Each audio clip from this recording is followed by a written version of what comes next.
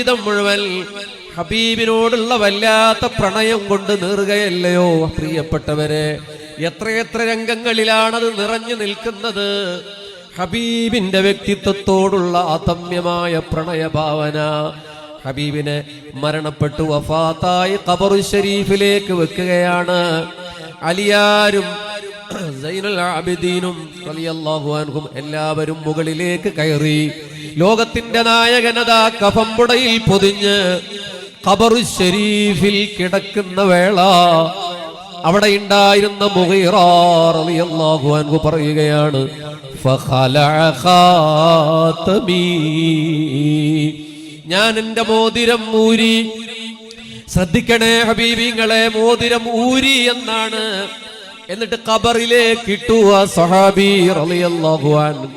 എന്നിട്ട് അലി റളിയല്ലാഹു അൻഹയോട് ചോദിക്കുന്നുണ്ട്, യാ അബാ ഹസൻ, എന്റെ മോതിരം താഴെ വീണിട്ടുണ്ട്.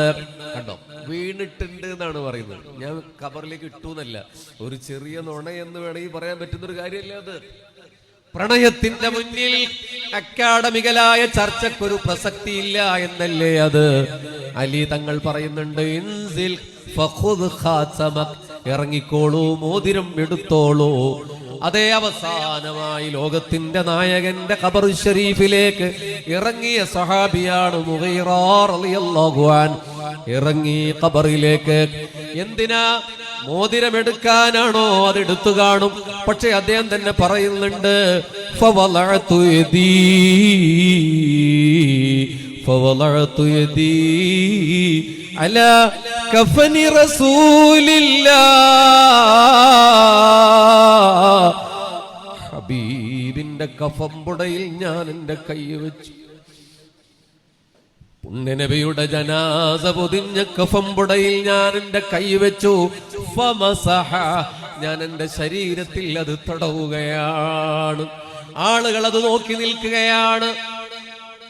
ആ കഫംപുടയിൽ വെച്ച കൈ ചുംബിക്കുകയാണ് മുഗീറ റളിയല്ലാഹു അൻഹു. എന്നിട്ട് മുകളിലേക്ക് ഉയരുമ്പോൾ ചോദ്യം വരുന്നുണ്ട്. പറയുന്ന മറുപടി, മുഗീറയുടെ ശരീരത്തെ തൊടാൻ ഇനി നരകത്തിന് കഴിയില്ല. ഹബീബേ, ഹബീബേ, അതിന്നാണ് സംഭവിക്കുന്നതെങ്കിൽ ശിർക്കാണെന്ന് പ്രമേയമുണ്ടാക്കാൻ, അത് ശിർക്കാണെന്ന് പറയാൻ അല്ല. ആ സ്വഹാബി നിസ്കരിച്ച പള്ളിയിൽ, ഇമാമ് നിൽക്കുന്ന പള്ളിയിൽ അത് അമ്പലമാണെന്ന് പറയാൻ മൗലവിമാരുണ്ടാകില്ലേ? മുഗീറയെ കുഫിരിയത്തിന്റെ ചാപ്പയടിച്ച് പുറത്താക്കാൻ ആളുകൾ ഉണ്ടാകില്ലേ ഹബീബേ? പക്ഷെ ആ സ്വഹാബിക്കറിയാം, അനമിൻ നൂരില്ലാഹ്